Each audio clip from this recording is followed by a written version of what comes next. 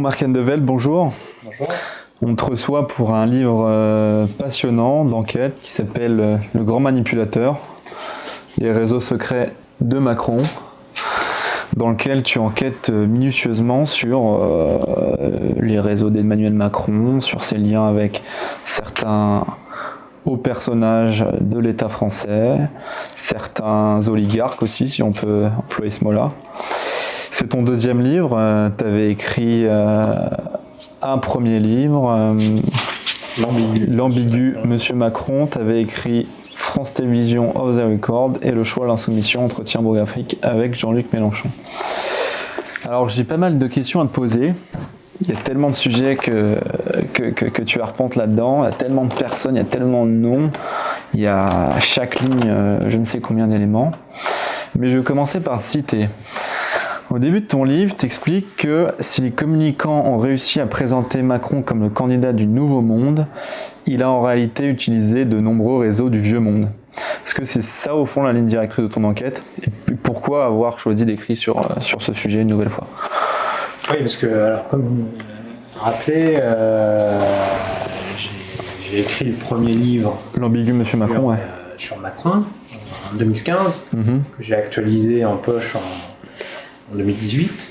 Ouais. Et effectivement, pourquoi me remettre à l'ouvrage? Alors déjà, parce que c'est pas exactement le même angle, comme on dit dans le journalisme. Le premier livre est plus une enquête sur le parcours personnel, professionnel, et les débuts en politique d'Emmanuel Macron. Ouais. Deuxième livre s'intéresse beaucoup plus bien évidemment à l'événement de 2017, c'est-à-dire à son élection présidentielle, sous l'angle, on va dire, de sa part d'ombre que tout président a, et c'est notamment le fait de s'intéresser à des réseaux à la fois du domaine du renseignement, la manière dont il a pris pied, lui qui n'avait aucune expérience politique, il avait pris pied sur l'appareil régalien de l'État, les réseaux de la place Beauvau, de la défense, du marché de l'armement, de la France-Afrique, donc des réseaux en réalité très liés historiquement à la Ve République, aux partis politiques traditionnels. Et par ailleurs, par rapport à premier livre, je me suis aperçu assez tôt, pour avoir suivi l'élection présidentielle, que Macron, finalement, avait reçu le soutien de tout un tas de réseaux politiques traditionnels, pas uniquement les élus, mais justement ce qu'on appelle, ce qu'on a pu appeler par le passé les réseaux transversaux, qui en fait travaillent indéfiniment ont pu travailler indéfiniment pour le Parti Socialiste, comme pour l'UMP et les Républicains, avant RPR en réalité, et dans une sorte de grande machine à laver, d'une certaine manière, Macron n'a fait que recycler ces réseaux à son service, parce qu'en réalité, par son jeune âge, il n'avait pas eu le temps de constituer ses propres réseaux. Et l'autre découverte de l'enquête fondamentale, c'est que on a beaucoup associé, à raison en partie, mais pas uniquement, on reviendra dessus, Macron avec donc le grand patronat et les grands patrons. C'est vrai qu'il a reçu un soutien certain de certains d'entre eux, d'autres ont préféré à l'époque François Fillon, oublié. Mais l'élément que je découvre, moi qui m'a le plus interpellé, c'est que finalement, de par aussi des difficultés financières au cours de sa campagne, il a rencontré tout un tas d'acteurs, effectivement, qui par le passé sont vraiment des réseaux d'intermédiation de la France-Afrique.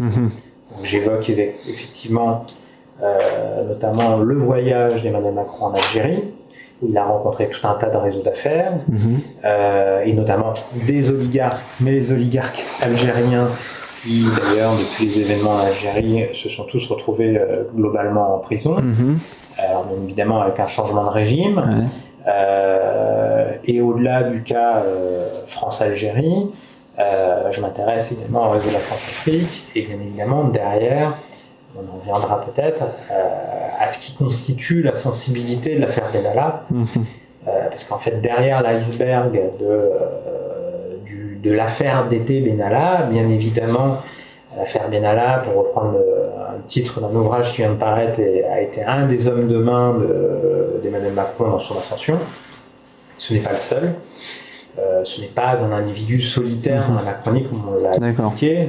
C'est quelqu'un qui, en réalité, a touché tout un tas de domaines hyper sensibles dans l'ascension d'Emmanuel Macron et dont Emmanuel Macron a eu besoin pour accéder à la plus haute marche du podium dans le cadre de la Ve République.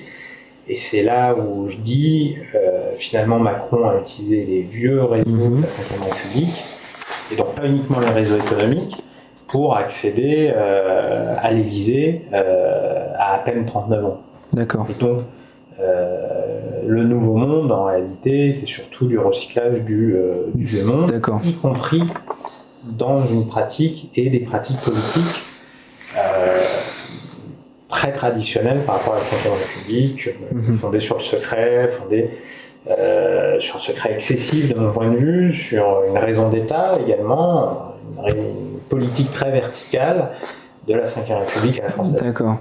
Ce que tu veux dire, c'est que derrière le narratif du nouveau monde, de la disruption contre l'UMPS qui était vieux et rabougri, il a assis ses réseaux, sa réussite sur ce qui était déjà sur l'infrastructure. Sur l'infrastructure de ces partis-là. D'accord. C'est même le coup de génie qu'il a eu, c'est que, et on reviendra peut-être sur le sujet, mais c'est le coup de génie qu'il a eu, c'est finalement d'investir les relais de pouvoir et les réseaux de soutien de ses adversaires politiques en amont de l'élection présidentielle. Donc on a beaucoup dit qu'Emmanuel Macron avait bénéficié effectivement de circonstances exceptionnelles en 2017, de la chance et d'une chance certaine, et effectivement il a bénéficié beaucoup de chance, mais il a lui rien laissé au hasard dans sa stratégie,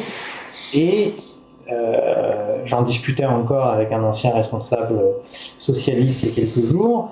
En réalité, il a travaillé le monde politique comme quand il était banquier d'affaires chez Rothschild. D'accord. C'est-à-dire, les banquiers d'affaires notamment, procèdent à des fusions-acquisitions ou à des rapprochements entre des grands groupes industriels en France ou à l'international. Et généralement, quand on procède à ces opérations financières, notamment quand elles sont hostiles, on appelle ça les OPA hostiles en partie, on fait un scope de la situation de l'entreprise qu'on cible et on regarde tout. Et on regarde les relais potentiels en interne, les alliés potentiels, les actions à acheter. Tu veux dire qu'il a fait exactement pareil avec pour le monde politique français. Une fusion-acquisition sur l'UMPS. Oui, d'une certaine manière, enfin, l'UMP et le Parti Socialiste. Et là-dedans, il a tenu, et il les tient toujours d'une certaine manière, parce qu'une partie des gens qui sont venus à son service partagent les secrets de la Ve République, de ces deux grands partis, mais également d'autres partis, parce qu'on pourrait parler également de toute l'infrastructure historique autour du centre droit, UDI, ex-UDF, les réseaux de Giscard, parce que ça remonte. Et justement, tu t'expliques qu'en fait, il s'est vachement servi des réseaux de Sarkozy, ce qu'on appelle la Sarkozy, notamment à l'intérieur, là où il n'avait pas de relais de pouvoir. Donc en fait, ces réseaux, ils sont plutôt... Parce que lui, il vient du PS, donc on aurait tendance à se dire, ok... c'est très important. Alors, il vient du PS. Non, déjà il n'avait pas sa carte au PS, effectivement. Il a eu vaguement sa carte pendant 2 ans. Il était sur le gouvernement Hollande. Dans le premier livre, parce qu'il y a des gens qui me posent la question, pourquoi vous ne parlez pas dans ce livre-là, j'en parle un peu, mais de la banque Rothschild, je parle de la banque Rothschild dans ce livre, mais on me dit pourquoi vous ne parlez pas d'Attali, on reviendra, je parle aussi un peu d'Attali, mais en fait, ça c'est des éléments qui se retrouvent dans le premier livre, la commission Attali, la banque Rothschild, que j'avais décrypté le parcours de Macron à cette époque-là.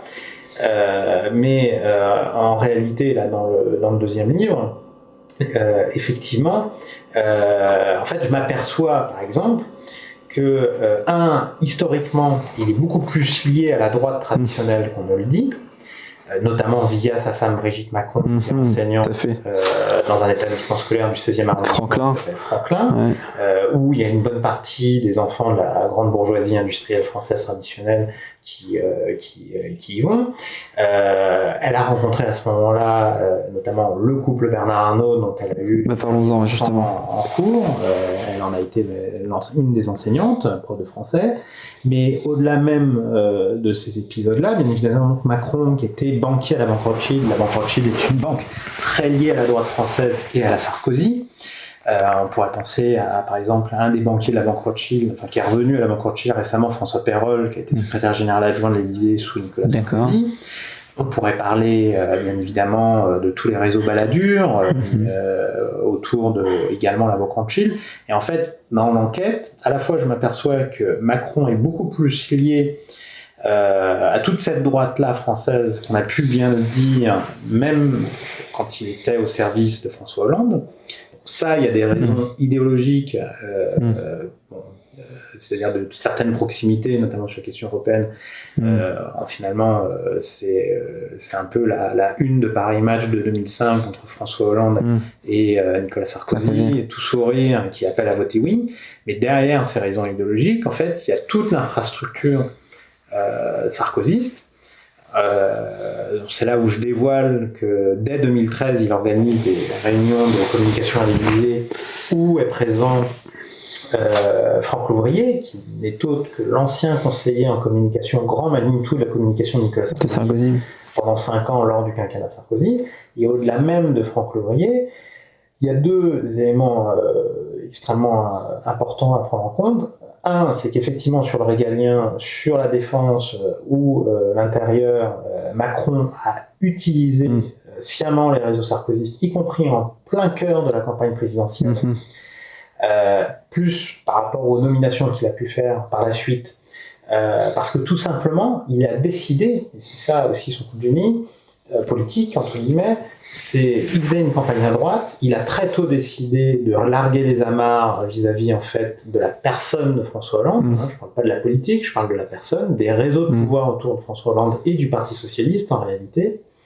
Et donc à ce moment-là, pour mieux tuer François Hollande et Valls, et les réseaux de Valls qui étaient également puissants, il faut se rappeler, il n'a pas hésité à utiliser toute une partie de la droite, qui en plus était à l'époque totalement disponible, car, comme on le sait, Nicolas Sarkozy et une partie de la Sarkozy n'attendaient qu'une chose, c'est de tuer François Fillon. Alors bien évidemment, il y avait ces circonstances exceptionnelles, il en a bénéficié, mais c'est vrai que dans l'imagerie, y compris d'une partie de l'électorat d'Emmanuel Macron, qui est en réalité en 2017 principalement issu, là pour le coup, des sympathisants du Parti Socialiste, 70% grosso modo, c'est des gens qui, de bonne foi, on va dire, se retrouvaient, on va dire, après, en tout cas, dans le giron du PS et dans certaines idées, qui en plus a vécu sur l'anti-sarkozysme, entre guillemets, relayé dans la presse pendant plus de 10 ans, avec effectivement les fameuses affaires Sarkozy. Et en fait, Macron n'a cure de ces affaires. On va dire, si c'est bon pour son service, c'est le principal et c'est ça qui compte. Et il y a un autre élément aussi que j'ai découvert à travers ces réseaux Sarkozy, c'est au-delà même des réseaux Sarkozy, en fait, Macron, notamment parce qu'il le fait régulièrement, il a utilisé ses aînés, on va dire, c'est-à-dire des gens qui en fait ont plus de 65, voire parfois 70 ans, qui étaient en train de sortir de la politique, et il les a utilisés contre les quadras et les quinquas des partis politiques traditionnels, et en utilisant ces vieux de la vie politique française, en fait on retrouve surtout des réseaux mitterrandiens d'un côté et des réseaux baladuriens issus justement de les vieux Mitterrand. Les vieux, on y pense un peu, de manière assez évidente parce que Brigitte, etc. est plus âgée que lui. Mais tu parles. Oui, peut-être, mais ça, là pour le coup, les vieux ne viennent pas forcément de Brigitte. Exactement, c'est-à-dire que c'est plutôt un symbole. Bien sûr. Parce que Brigitte a un certain âge que. On ne fera pas d'agisme. Emmanuel Macron, Macron a eu tendance dans son parcours à séduire les vieux messieurs, ces vieilles générations contre les. Générations, Et il l'a fait à la fois par un surcroît de distinction culturelle, plus ou moins usurpé, mais ça c'est ce que je racontais dans mon premier livre, où je décortiquais son CV. Bon, effectivement, beaucoup de gens le disaient normalien alors qu'il ne l'était pas. Il faisait preuve d'un surcroît, on va dire, d'un supplément d'âme culturelle par rapport à certains de ses... Qui incarne le dynamisme, tout ça. Co-religionnaires, issus de l'ENA, extrêmement techno et compagnie, il en a joué aussi. Mais enfin, on l'a fait passer pour un intellectuel, alors ce qu'il n'est pas du tout, en fait. Il a une petite Paul Ricoeur et tout ça. Qu'est-ce qu'il y a ? C'était, on le disait, assistant de Paul Ricoeur. On le disait, assistant de Paul Ricoeur. Alors, il a eu une proximité avec Paul Ricoeur plutôt amicale, mais assistant au sens anglo-saxon du terme, avec un vrai supplément de recherche auprès de Paul Ricoeur. C'est pas du tout vrai. Il a travaillé sur l'appareil de notes d'un des ouvrages de Paul Ricoeur. Donc voilà, quelle était la contribution d'Emmanuel Macron par rapport à Paul Ricoeur. Après, il était dans une relation plutôt amicale avec lui, ça c'est vrai. Mais il a joué de ça par rapport aux vieilles générations, mais il a aussi joué, ça c'est un élément important, du fait qu'il leur a permis, eux, de rester dans le système d'une certaine manière, donc de vivre la politique par procuration, de continuer à avoir un rôle, en tout cas de se sentir plutôt, parce qu'ils n'ont plus de rôle en réalité, encore beau et encore important. Ouais. Et également, c'est des gens, finalement, et c'est tout l'anachronisme politique de Macron, c'est que il a, ce que je dis, c'est difficilement entendable souvent, parce qu'on dit, on réduit Macron à un simple opportunisme et à une simple girouette, l'ambigu de M. Macron vient aussi de là, mais il a quand même une base économique très claire, qui est celle du néolibéralisme, et à travers le système, on va dire, difficulté du système financier depuis 2008, pourquoi toutes ces vieilles, on va dire, personnalités du monde économique et politique se sont finalement données à lui, c'est aussi parce que il voyait, on va dire, un petit jeune, entre guillemets, leur redonner entre guillemets, un semblant de confiance et de croyance dans ce système-là. C'est-à-dire, en gros, Macron était c'est la régénérescence le de leur porteur de cette doxa. C'est leur champion. Ce qui est drôle, parce qu'il y a une correspondance entre l'attrait des vieux dans le monde politique pour Macron et dans la sociologie électorale. C'est-à-dire que Macron, quand on regarde ses chiffres, ses scores chez les personnes âgées, c'est systématiquement plus haut que chez les personnes plus jeunes. Il fait des scores énormes, alors qu'il y a eu ces retraites CSG, etc. C'est affaire sur ces augmentations de la CSG plutôt, qui font que c'est un peu contre-intuitif de dire que les vieux votent pour lui, mais ils continuent à la soutenir, même dans les différents... Une partie, effectivement, et c'est pour ça qu'il joue le parti, entre guillemets, de l'ordre. De l'ordre, voilà, et qui s'est positionné à droite, d'ailleurs. Tout à fait. Il y a comme une correspondance entre ces réseaux de droite dont tu parles, qu'il a su investir très tôt, et la reconfiguration de son électorat depuis les européennes, et notamment depuis qu'il joue le parti de l'ordre après les Gilets jaunes. Oui. Donc en fait, on a l'impression qu'il va vers... qui fait comme une mue dans une logique un peu naturelle, c'est-à-dire que c'était un peu son socle de se retrouver là avec ces villes genre Neuilly, cette haute bourgeoisie française qui finit par la soutenir, qui a eu du mal à la soutenir parce que c'était quand même un type qui était assez postmoderne, qui n'avait pas de culture française, etc., qui venait de la gauche. Donc ils avaient Fillon comme champion, mais qui a été... Alors,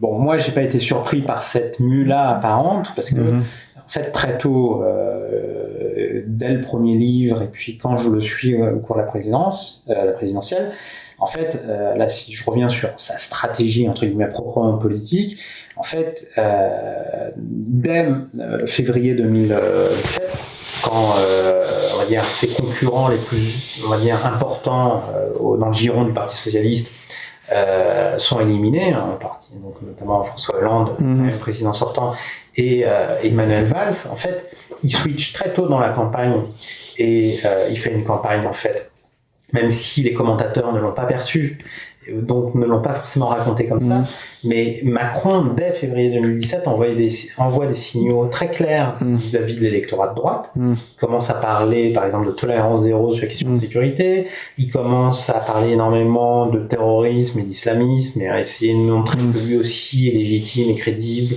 sur ces questions-là. Il commence tout petit peu à parler d'immigration. Il donne une interview, très longue interview, avec une couverture au magazine Causeur. Il dit que la manif pour tous a été humiliée. Il dit à ce moment-là que la manif pour tous a été humiliée par François Hollande au cours du quinquennat. Moi, je dirais plutôt le contraire, mais c'est pas grave. Parce que, pour le coup, les gays et les lesbiennes se sont pris l'homophobie de tous ces milieux-là. Pour des raisons principalement de tactique politique de la part de François Hollande. Et là, quand il fait ça, il envoie des signaux vis-à-vis de cet électorat, même l'électorat conservateur, parce qu'il a compris très tôt, et il le disait à des proches, que la campagne se jouerait à droite. Il comprend très tôt, même si ça se joue dans un mouchoir de poche, les 4 candidats qui peut passer la barre du second tour, qu'il souhaite lui prendre sur, y compris, il le prendra assez peu, mais sur l'électorat de Fillon, son surcroît donc il est arrangé par les affaires et tout ça. Par ailleurs, il y a la circonstance exceptionnelle. Et donc, pendant la campagne, il y a déjà cette inflexion-là. Mais comme à droite et comme dans une partie des médias, y compris des médias dits de gauche ou dits progressistes, mais l'ont présenté comme un nouveau Obama, un Justin Trudeau, donc un libéral au sens plein du terme, et toutes ces exceptions, et bien, et y compris une droite dure qui ont pu renvoyer sur Emmanuel Macron l'idée d'un homme hors sol, cosmopolite, voire social-libéral, donc le cauchemar. En fait, Macron, il ne faut jamais oublier, et ça je l'avais écrit dans le premier livre, que au-delà même de son opportunisme par rapport politique et de son ambition politique, il ne faut jamais oublier qu'avant Rocard et la deuxième gauche, il a commencé, entre guillemets, ses pérégrinations politiques auprès de Jean-Pierre Chevènement. Et donc, par exemple, l'actualité très récente sur ses prises de position sur la question de l'immigration, là aussi, c'est finalement assez peu étonnant, parce que Macron a voté Chevènement en 2002, et il faut rappeler que Chevènement en 2002, c'était les Républicains des deux rives, c'était l'alliance avec Philippe de Villiers, et qu'il a refusé au final, mais c'était les Républicains de gauche et les nationalistes de droite. Et donc, à l'époque, Macron vote Chevènement au premier tour de 2002, et notamment dans ce que j'en sais, dans ce qu'on m'a raconté, c'est ses anciens camarades de l'époque, à l'époque, il vote pour Chevènement, y compris sur le fait qu'il considère que la gauche plurielle, Lionel Jospin, a failli sur les terrains de la sécurité. Et donc... Jean-Pierre Chevènement, qui est un des, entre guillemets, encore une fois, vieux, qu'il a réussi à séduire rapidement, Jean-Pierre Chevènement, qui est encore qui le soutient toujours, qui le soutient, ça dépend, c'est un sujet. Dépend sur quel sujet, mais il le soutient quand même globalement. C'est un sujet de discours chez les souverainistes. Et puis, mais Chevènement et le camp entre guillemets souverainiste aujourd'hui, Chevènement, quand on l'écoute depuis quelques années sur la question européenne, on va dire, il prend acte de ses défaites politiques depuis 20 ans. C'est vrai, c'est un long sujet, mais c'est vrai. Pas quelqu'un qui prône le Frexit. Il est bon. Après, c'est un problème. On va dire, il met en avant la raison d'État. Voilà, c'est sur Chevènement, mais il a quand même un regard quasiment pas amoureux, mais extrêmement bienveillant à l'égard d'Emmanuel Macron, mais comme d'autres, comme Hubert Védrine, si on parle de la Mitterrandi, Michel Charasse. Comme Philippe de Villiers au début. Ou Philippe de Villiers au début. Tu vois, pour le tropisme de droite, c'était avant les... Philippe de Villiers au début. Voilà. Et j'ai une anecdote à ce sujet-là. Après, on reviendra sur les réseaux, mais quand Macron voit Philippe de Villiers, il faut se rappeler, c'était en août 2016, il n'a pas encore démissionné de son poste de ministre de l'économie, il va le faire. Il dit que je suis pas socialiste et tout ça. Là. Et là, il dit effectivement, je ne suis pas socialiste devant la caméra. Tout sourire avec Philippe de Villiers, quel sourire jusque-là, formidable. Il y a de Villiers qui dit il ira loin ce petit, il pourra être un conducteur de char, parce qu'il a fait du char depuis du fou, c'est formidable. Et donc à ce moment-là, il dit ça, et il envoie un message déjà à l'époque, et un de ses soutiens dont on parlera peut-être, qui est à l'époque Henri Armand, donc ancien financier Michel Rocard, industriel de la grande distribution, proche de la gauche chrétienne, en tout cas anticoloniale dans les années 50 et 60, Henri Herman, qui lui vivait comme social-libéral, financeur de Terra Nova, financeur du 1, la publication d'Eric Futorino. C'est le type qui a fondé les supermarchés. Alors, les supermarchés et surtout les centres commerciaux. Les premiers, il a construit les premiers centres commerciaux en France. Qui a fait fortune là-dedans. Voilà, et notamment à Grenoble et puis dans d'autres grandes villes. Et Henri Herman, je le sais, parce qu'il me l'a dit à l'époque, il est décédé quelques temps après, mais Henri Herman, il y a à l'époque, quand Macron serre la paluche de Villiers, Herman est ulcéré.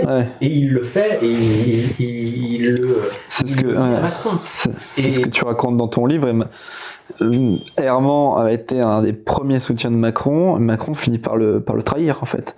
Il finit par le trahir. Par le lâcher, quoi. Parce que Macron, ça c'est une phrase qui est revenue souvent au cours de l'enquête, c'est il séduit, il utilise, il jette. Et donc, ce qu'il faut comprendre chez Macron, c'est dès qu'il sent que son interlocuteur ou son soutien a une autonomie propre, quelle qu'elle soit, intellectuelle, financière, là, je vais te citer là. Ou des intérêts,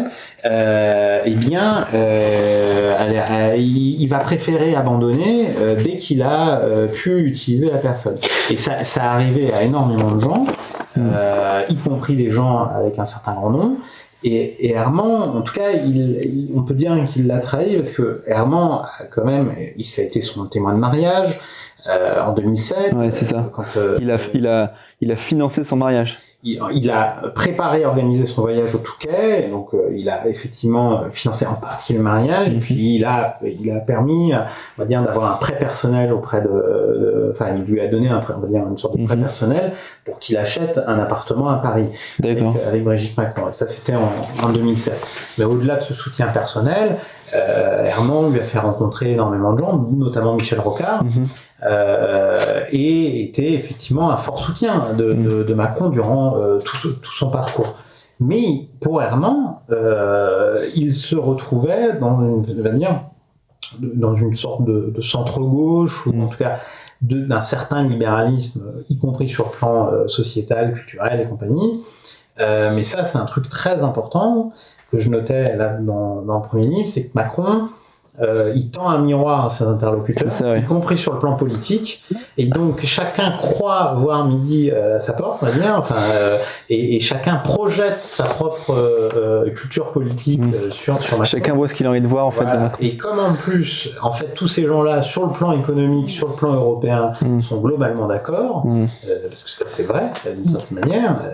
Leurs différences mineures sont rassemblées derrière. Voilà. Et ce qu'ils n'ont pas compris, et ça c'est quand même intéressant par rapport à ce qu'est la Ve République, c'est qu'ils pensaient que Macron allait constituer une sorte de grande coalition à l'allemande ou à l'italienne, une grande coalition du centre, mais en fait Macron n'est pas centriste. Aux grandes dames, par exemple, de François Bayrou, ou même donc, du centre-gauche ou du centre-droit. Macron, en réalité, est totalement césariste, totalement, on va dire, bonapartiste au sens de la pratique de la République. Et donc, en fait, c'est lui et le peuple. Il est dans une verticalité et il utilise la cinquième s'il avait connu le parcours exceptionnel, au sens de l'exceptionnalité historique, d'un général de Gaulle. Et donc, c'est là où, si je me permets une remarque tout à fait personnelle, il faut quand même avoir un certain orgueil pour se fondre totalement dans le costume du président de la République et de la Ve République, et de dire, en gros, moi seul compte dans le cadre de la Ve République, tous les partis politiques traditionnels, y compris les partis centristes, UDI, la droite du PS, on va dire les ex-UMP rénovateurs, tous ces gens-là, en fait, ne comptent finalement que peu par rapport à ma propre ambition. Donc il arrive à se fondre parfaitement dans une Ve République qui correspond à sa mégalomanie, si on peut appeler ça comme ça, et il manipule les gens. Alors là, je vais citer ce que tu as écrit. Tu cites notamment des gens, et on va discuter de ses propos. Alors, durant la campagne présidentielle, le candidat consulte déjà à tout va par sa messagerie fétiche Telegram. Son sport favori, flatter ses contacts en leur demandant des conseils. Il n'est pas rare qu'à 1h ou 2 du matin, il vous pose une question sur un sujet précis, demande parfois carrément des notes argumentées. Il lui arrive de le faire avec des patrons, des hauts fonctionnaires, des anciens camarades ou collègues, mais aussi quelques journalistes, bien sûr. Les gens enorgueillis se plient de bonne grâce à ces sollicitations intempestives, sans pour autant avoir le moindre retour. Donc, c'est quoi cette pratique de...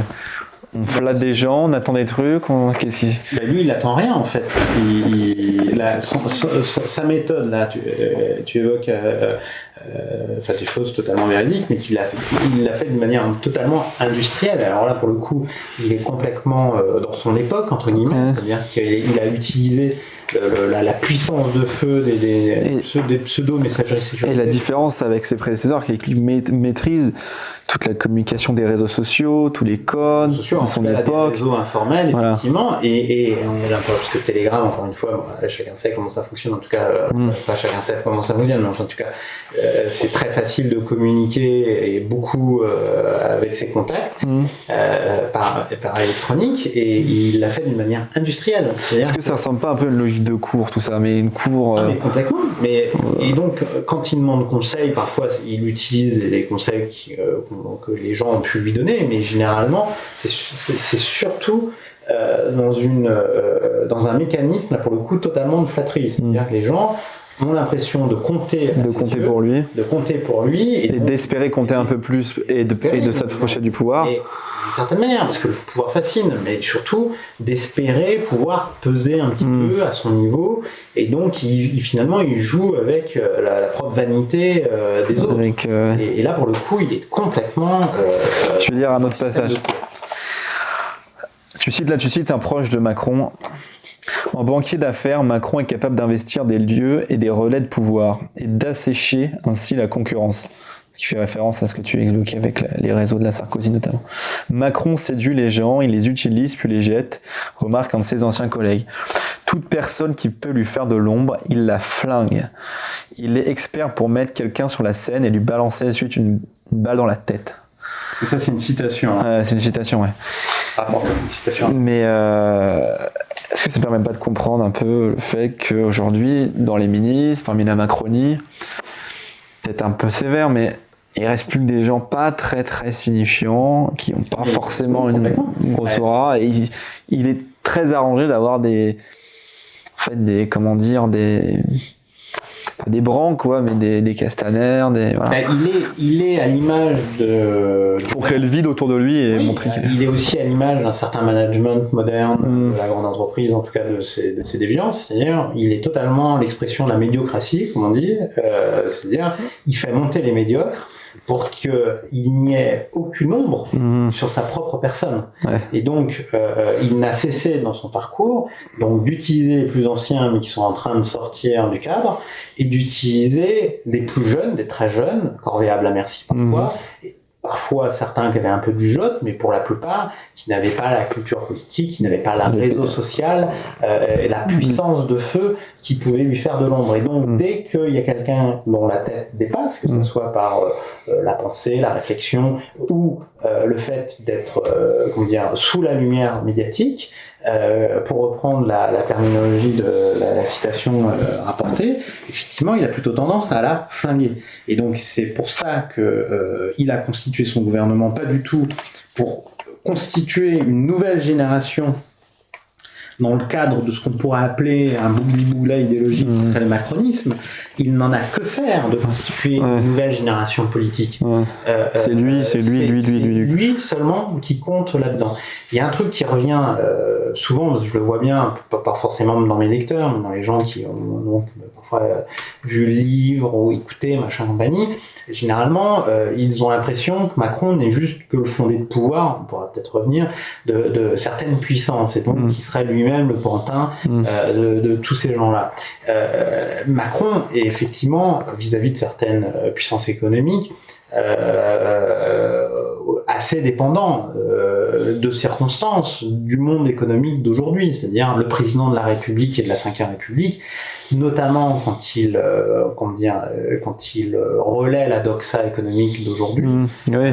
Il n'est pas surpuissant d'une certaine manière, ça c'est clair. Non, il est pas... Et surtout pour changer les choses. Mais Macron n'en a que faire de changer le monde et de changer en tout cas. Il s'en fiche d'être le relais des puissances voilà, supérieures s'il arrive à avoir son propre pouvoir à lui. Voilà. Mais après, il a une autonomie dans son pouvoir, dans son pouvoir politique. Et là-dedans, c'est ce qui fait que, y compris vis-à-vis de grands patrons, il a pu entre guillemets, désengager assez rapidement, s'engueuler avec certains grands patrons, voire prendre de la distance avec eux, à leur grande dame parfois, parce que eux considéraient que peut-être que le petit Macron allait être extrêmement malléable. En fait, ils se sont aperçus que, au cours des premiers mois de la présidence, de sa présidence, ils se sont aperçus qu'Emmanuel Macron, eh bien, encore une fois, il se vit totalement dans le costume de la Ve République, comme le président au-dessus des Français, on va dire de tous les Français, et là-dedans, ça concerne également les grands patrons. Et donc, le monde économique a toujours une influence, et de plus en plus peut-être dans les élections françaises, on pourrait en parler, mais à l'époque, il ne faut jamais oublier qu'en 2017, il y avait une partie du monde économique, et pas des moindres, qui était derrière François Fillon. Macron, donc, s'en est, entre guillemets, en a joué, mais en a joué également politiquement, et en termes de son parcours et de son ambition. Parlons un peu de Brigitte Macron et de la relation que Brigitte Macron a pu permettre à Emmanuel Macron avec Bernard Arnault. Là, je vais te citer déjà sur l'influence de Brigitte.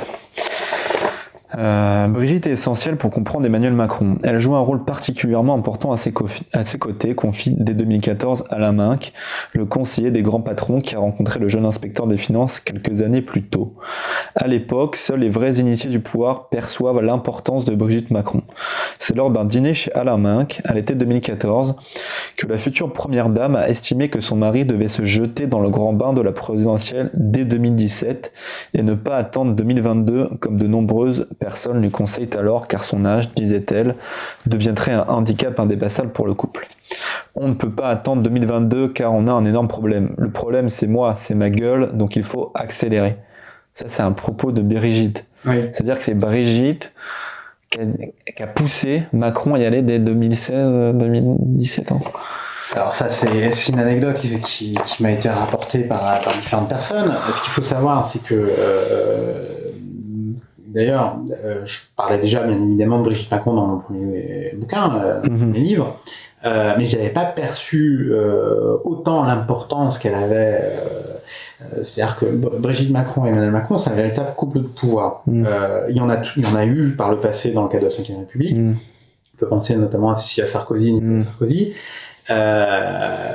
Les circonstances ont fait que Cécile Sarkozy s'est séparée de Nicolas Sarkozy quand il est devenu président de la République. Et c'était séparé même un peu avant, à un moment donné. Mais il faut vraiment comprendre que Brigitte Macron, aujourd'hui, a un vrai rôle politique, y compris à l'Élysée, alors même qu'elle n'a même pas été élue, et qu'elle a une importance extrêmement... qu'elle a une grande importance au sein même de l'organisation de la Macronie. Notamment parce que La République En Marche n'est pas un parti politique traditionnel, donc on revient à la société de cour. Et puis l'autre élément également extrêmement important, c'est qu'effectivement l'ambition politique d'Emmanuel Macron a été en partie poussée et co-créée, en tout cas, du moins avec Brigitte Macron. Et Brigitte Macron l'a énormément soutenue, mais a participé à l'ascension de son mari, notamment en procédant comme lui, mais et par elle à tout le réseautage depuis très longtemps. Et donc justement, il y a un élément pour le coup, moi je suis resté quand même interdit quand j'ai appris ça, quand j'ai recoupé et vérifié. En fait, donc effectivement, chez les Français qui Français au sens large, qui ne lisent pas la presse ou très peu et qui ont découvert Emmanuel Macron à travers les unes de magazine People ou à travers les portraits élogieux à la télévision qui ont été faits dans les années qui ont précédé, on va dire, le lancement de ce qu'on a appelé la fusée Macron. Effectivement, il y a eu une opération de communication ancienne qui a été lancée. Ce que je découvre, c'est que dès 2013, et j'en parlais tout à l'heure, il organise des réunions à l'Élysée pour son image et sa communication. Il a déjà en tête à l'époque, en réalité, la présidentielle. Et à ces réunions-là, Brigitte Macron est présente à la plupart de ces réunions-là. Et elle n'est pas là, et elle fait pas la figuration à ce moment-là. Elle donne son avis, elle donne des conseils, elle réfléchit à la stratégie. Et c'est pour ça d'ailleurs dans la Macronie, on parlait de société de cours tout à l'heure, comme si on était dans le pur cadre de la monarchie présidentielle ou républicaine. Dans ce cadre-là, elle est crainte par la plupart des ministres aujourd'hui. On l'a dit, très proche, c'est vrai, de Gérard Collomb. Quand Gérard Collomb est parti du gouvernement après l'affaire Benalla, certes, elle a plutôt tendance à mettre du lien et du liant avec les gens, contrairement à Mme Macron, mais elle est aussi capable d'engueuler tu disais qu'elle avait les gens. Elle avait avec Gérard Collomb, par exemple. Et qu'elle a eu une opposition assez forte avec les Mormons, notamment Ismaël Emelien, il y a eu une logique de clan à l'Élysée, il y avait elle contre un peu tout le reste, les Eméliens. L'importance politique de Brigitte Macron, on la retrouve effectivement parce qu'au sein même de l'Élysée, son cabinet et elle-même avaient une vraie influence politique auprès du président de la République, à tel point qu'effectivement les conseillers politiques du président, parmi les plus proches qui l'ont accompagné, donc notamment effectivement ce qu'on a appelé les Mormons autour d'Ismaël Emelien, donc ancien conseiller spécial d'Emmanuel Macron à Bercy, ancien communicant de l'agence Havas, propriété de Bolloré, la grande erreur d'Ismaël Emelien, c'est que dès la campagne, il s'est, on va dire, mis dans l'idée d'écarter Brigitte Macron. Mauvaise idée. Et très mauvaise idée. Parce qu'effectivement, il voulait absolument mettre de côté Brigitte Macron. Il avait commandé des enquêtes d'opinion pour expliquer que Brigitte Macron était trop bling-bling auprès de son mari. Ça donnait une mauvaise image du produit Emmanuel Macron. Et donc, il a tout fait pour mettre à l'écart Brigitte Macron. Sauf que Brigitte Macron, en réalité, elle n'a fait que contourner l'équipe traditionnelle de campagne qui était officiellement embauchée pendant l'ascension et pendant la présidentielle.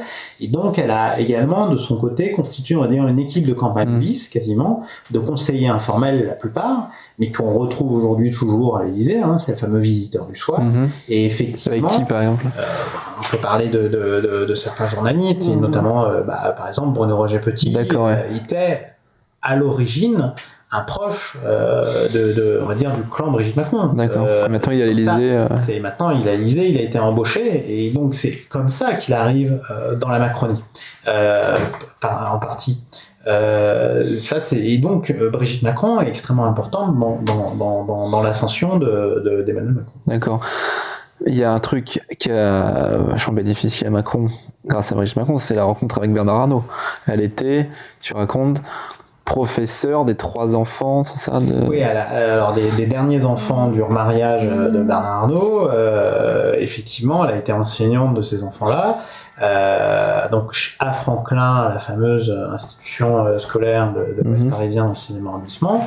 Et à ce moment-là, elle a rencontré Bernard Arnault, mais elle s'est surtout rapprochée de la femme de Bernard Arnault, qui je crois s'appelle Marie-Hélène Mercier-Arnault, je crois, à vérifier, et qui a elle-même d'ailleurs une influence sur le groupe LVMH, alors c'est une pianiste émérite et qu'elle n'apparaît pas sur l'organigramme officiel de LVMH. Et par ailleurs, à ce moment-là, elle s'est rapprochée de tout un tas de parents d'élèves qui pouvaient compter, on va dire, dans le monde économique parisien. Et là, on retrouve l'endogamie que certains sociologues, comme les Pinson-Charlot, ont pu déjà étudier autour de cette bourgeoisie industrielle et patronale du 16e, du 17e, de Neuilly, parisien. Donc réseau de droite, une fois de plus. Et là, complètement réseau de droite, d'autant plus qu'elle-même était issue, là pour le coup, plutôt de la moyenne bourgeoisie de province d'Amiens, liée à la famille Trogneux. Et donc, alors la famille Trogneux à Amiens, c'est des chocolatiers, mais il faut savoir, ça je le mettais déjà dans le premier livre, que la famille Trogneux a un lien on va dire, familial avec les Guedet, et les Guedet, c'est tous les concessionnaires Renault du nord de la France. D'accord. Et ça pèse pas mal d'argent au niveau du chiffre d'affaires. Et donc tu racontes qu'à partir de 2016, le couple Macron dîne chaque semaine ou presque chez Bernard Arnault, et qui finit par déclarer sa flamme dans les Échos. Arnault déclare sa flamme à Macron aux Échos en pleine campagne présidentielle. Pourquoi il le fait? Alors là, c'est péché, on va dire, d'orgueil, ou en tout cas, c'est cours de récréation entre les grands patrons. Ce que je raconte, c'est que ça m'a été totalement confirmé par plein de gens d'ailleurs, mais comme beaucoup de choses, mais ce que je raconte, c'est quand même assez ridicule, mais c'est que Macron et le couple Macron, à quelques semaines de l'élection présidentielle, dînent avec un autre magnat du luxe français qui est François Pinault, en présence de différentes personnes, parce que c'est notamment Lynn Renault qui organise le dîner. Il y a l'ancien ministre de la Culture, conseiller de Pinault, Jean-Jacques Haillagon, qui est présent à ce moment-là. Et Arnault apprend que donc le dîner a eu lieu, qu'il s'est bien passé, et donc jaloux, furieux d'une certaine manière de Pinault. Oui, jaloux de se faire piquer entre guillemets Macron son petit joujou, son petit joujou, on va dire, croit-il. Mais ça, c'est une caractéristique de Macron, c'est qu'il a toujours su jouer des oppositions et des contraires au niveau des réseaux, et y compris des oppositions au sein du patronat, entre des gens qui se détestent pour des raisons personnelles, pour des raisons économiques, en l'occurrence des groupes de luxe concurrents. Et c'est à ce moment-là que Arnault déclare sa flamme dans les Échos, y compris pendant l'entre-deux tours. C'est l'entre-deux tours. Il donne une interview au Figaro, de double couche. Et pour la petite histoire, mais c'est là aussi où c'est quand même intéressant, Macron, en fait, quand il apprend ça, il est furieux. Et il fait passer le mot à parce que je suis soutenu par un oligarque, ça fait mauvais. Il est furieux. Rappelons Bernard Arnault, le troisième homme le plus puissant du monde. Oui, homme le plus mondial. Quatrième fortune, ouais, ça doit être ça. Et homme le plus riche d'Europe. Oui, qui a une fortune. Qui a bénéficié de toute manière, effectivement, qui a largement bénéficié de toutes les réformes économiques et de diminution de la fiscalité depuis plus de 20 ans, dite gauche, droite confondue, notamment depuis que Macron est arrivé, mais Bernard Arnault, à ce moment-là, il est quand même dans la cour de récréation vis-à-vis de Pinault. Ce qu'on a pu voir un peu pour la reconstruction de Notre-Dame.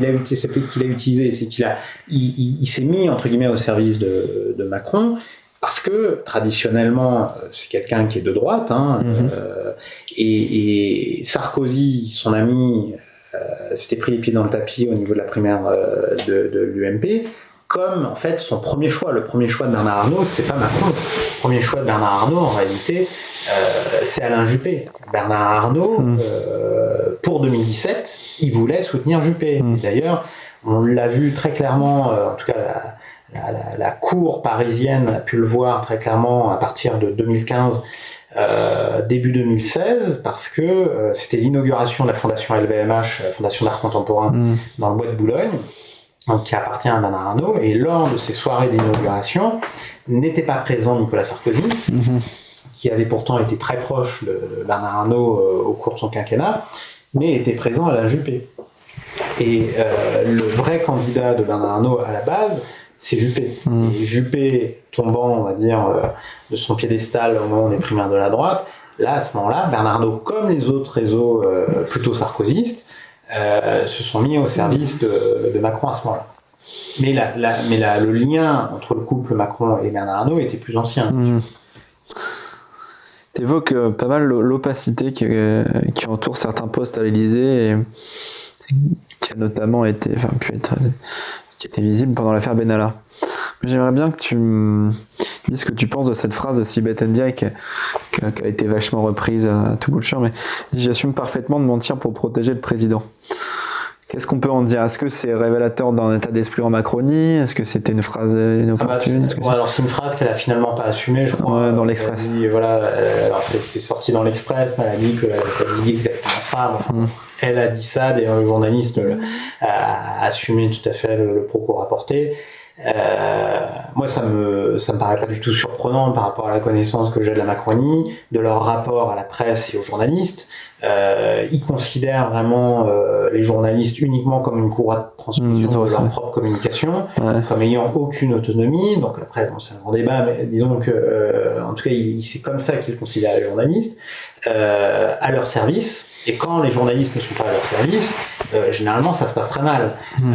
Ça se passe très mal et ils utilisent tous les moyens pour que les journalistes, on va dire, se soumettent ou se démettent d'une certaine manière, et donc ils n'ont pas du tout un respect du métier de journaliste et du journalisme, ou de la fonction de journaliste dans le cadre d'une démocratie. Ils sont pour le coup extrêmement verticaux. Quand je dis ils sont, c'est-à-dire ça a été les premiers communicants d'Emmanuel Macron, donc ceux qui étaient plutôt dans le giron d'Havas, qui de toute manière a une tradition de communication, on va dire, assez offensive, qui considère les organes de presse d'abord comme des ennemis, on va dire, et sinon comme des très très très proches amis. Et donc dans ce cadre-là, la déclaration de Sibeth est pas étonnante, mais correspond aussi à l'état d'esprit de Macron. De surpuissance, en fait, il déteint sur les gens, c'est-à-dire qu'il... Il déteint, je sais pas, mais en tout cas, il agrège autour de lui des gens qui pensent à peu près la même chose. Qui pensent un peu comme lui et de ce point de vue-là. Qui se retrouvent dans cette gestion du pouvoir. Ils n'ont pas un rapport à l'égard on va dire, des contre-pouvoirs en général dans un cadre démocratique extrêmement soucieux de respect de ces contre-pouvoirs. Voilà. Ils sont vraiment dans la réelle politique.